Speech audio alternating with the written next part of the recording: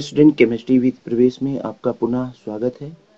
मैं बायोमॉलिक्यूल से आपके वन मोर कॉन्सेप्ट को क्लियर कराने के लिए पुनः क्वेश्चन के माध्यम से उपस्थित हूँ। 7 नंबर के क्वेश्चन इस लेसन से आते हैं, तो बिना देरी किए शुरू करते हैं। वीडियो अच्छा लगे तो लाइक और शेयर जरूर करें। क्वेश्चन क्या कर रहा है कि what are expected product of hydrolysis of lactose, what are hydrolysis of sucrose and maltose और name the sugar present in milk. Actual में इसमें बात क्या की गई है, पूछा यह गया है कि ये जो डाइसैकेराइड है, ये डाइसैकेराइड्स दी गई है। इन डाइसैकेराइड्स की हाइड्रोलाइसिस कराई जाए तो हमें कौन से मोनोसैकेराइड्स मिलते हैं, इसके बारे में बात की गई है। फर्दर देखिए, ये भी पूछा गया है, क्या पूछा गया है कि disaccharide that are reducing in nature. आप जानते हैं कि कुछ ऐसे होते हैं जो रिड्यूसिंग इन नेचर होते हैं, दूसरे को रिड्यूस कर देते हैं, और कुछ ऐसे होते हैं जो नॉन रिड्यूसिंग होते हैं, जैसे आपका लैक्टोज है और माल्टोज, ये आपके रिड्यूसिंग इन नेचर होते हैं। जबकि आपकी सुक्रोज किस में आती है, सुक्रोज आपकी आती है नॉन रिड्यूसिंग में। इसके अलावा इसमें वन मोर क्वेश्चन मैंने ऐड किया है, वो ये ऐड किया है कि जब सुक्रोज की हाइड्रोलाइसिस होती है तो आपको सुक्रोज की हाइड्रोलाइसिस से देखिए क्या मिलता है, आपको ग्लूकोज मिलता है और फ्रक्टोज मिलता है। ठीक है, ग्लूकोज मिलता है और फ्रक्टोज मिलता है। लेकिन ये कहा जा रहा है कि पोलरीमीटर से जब मेजरमेंट किया गया ऑप्टिकल रोटेशन वैल्यूज को, तो शुरू में ये +65.5 था, लेकिन जब इसकी हाइड्रोलाइसिस हो गई तो ये -39.9 डिग्री हो गया। तो आपको बताना है account for the 2 specific rotation values, इसके बारे में गणना कीजिए। ये 2 स्पेसिफिक रोटेशन वैल्यूज क्या है, and what is the specific name given to the sucrose. Sucrose को हम क्या स्पेसिफिक नेम दे सकते हैं based on the above observation के आधार पे।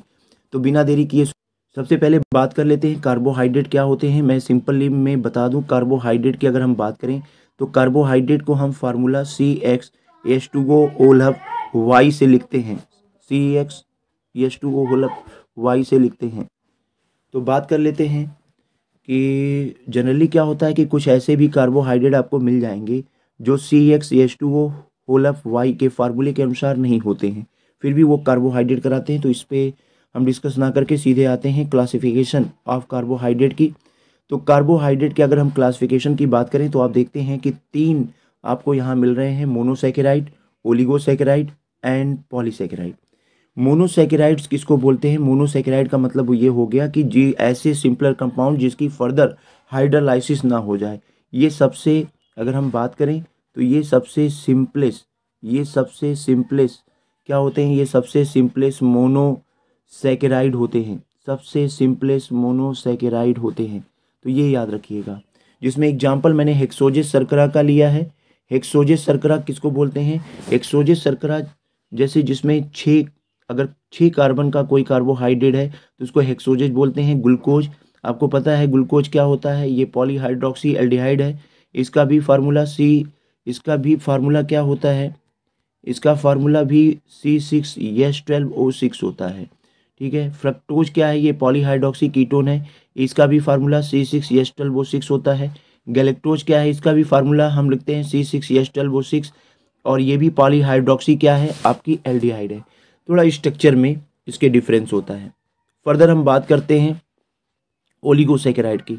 तो ओलिगोसैकेराइड में आप ये देखते हैं कि जिसमें क्या होते हैं, मोनोसैकेराइड यूनिट्स में ये इनकी हाइड्रोलाइसिस कराई जाए तो हमें मोनोसैकेराइड्स यूनिट्स मिलती हैं 2 to 10, तो हम इन्हें क्या कहते हैं, ओलिगोसैकेराइड कहते हैं। और अगर 2 यूनिट मिलती हैं तो हम डाइसैकेराइड, 3 मिलती हैं तो ट्राइसैकेराइड, 4 मिलती हैं तो हम टेट्रासैकेराइड्स बोलते हैं।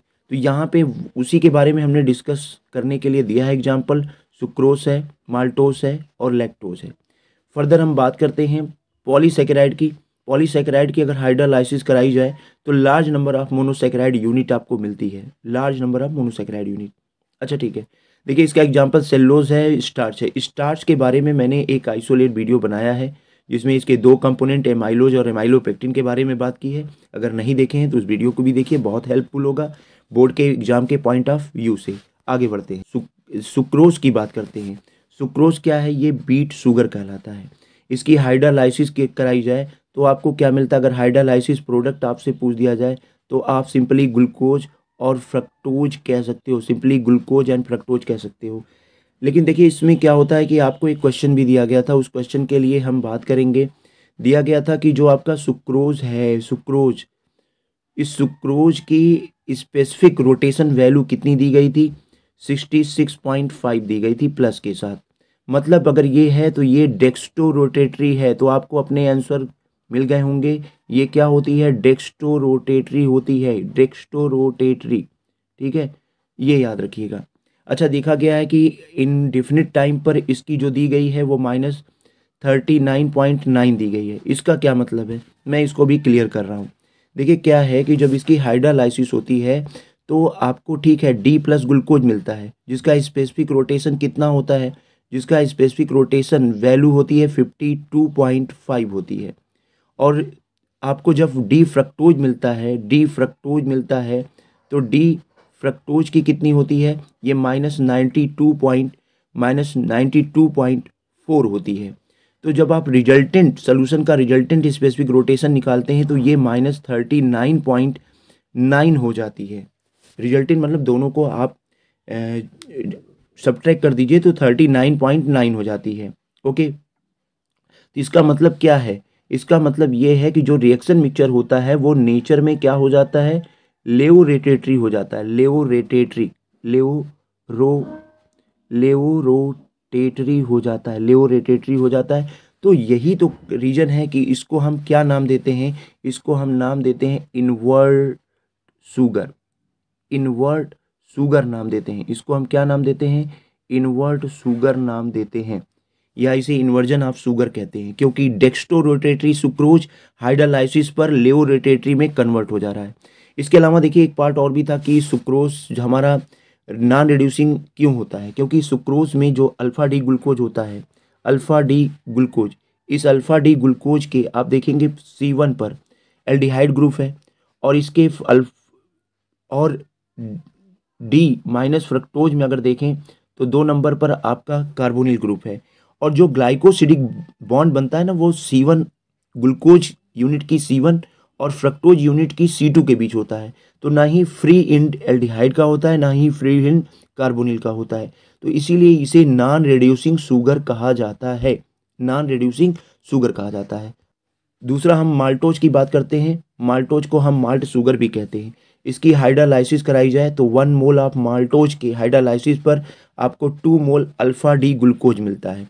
अल्फा डी ग्लूकोज मिलता है, तो आपके सवाल का जवाब मिल गया होगा कि माल्टोज की हाइड्रोलाइसिस पर कौन से मिलते हैं, आपको ग्लूकोज के 2 मॉलिक्यूल मिलते हैं, ग्लूकोज के। और ये ध्यान रखिएगा दोनों अल्फा डी होते हैं, दोनों अल्फा डी ग्लूकोज होते हैं। अच्छा देखिए, इसको रिड्यूसिंग शुगर क्यों कहा जाता है। रिड्यूसिंग शुगर का मतलब ये हो गया कि जब आप देखते हो 1 ग्लूकोज मॉलिक्यूल का C4, 1 ग्लूकोज मॉलिक्यूल का C4 दूसरे ग्लूकोज मॉलिक्यूल के C1 से बॉन्ड बना रहा है, ग्लाइकोसिडिक बॉन्ड बनता है, और ये जुड़ करके डाइसैकेराइड माल्टोज बनाते हैं। तो एक फ्री एल्डिहाइड ग्रुप, एक ग्लूकोज मॉलिक्यूल में आपका फ्री एल्डिहाइड ग्रुप मौजूद होता है, इसीलिए हम इसे रिड्यूसिंग शुगर कहते हैं।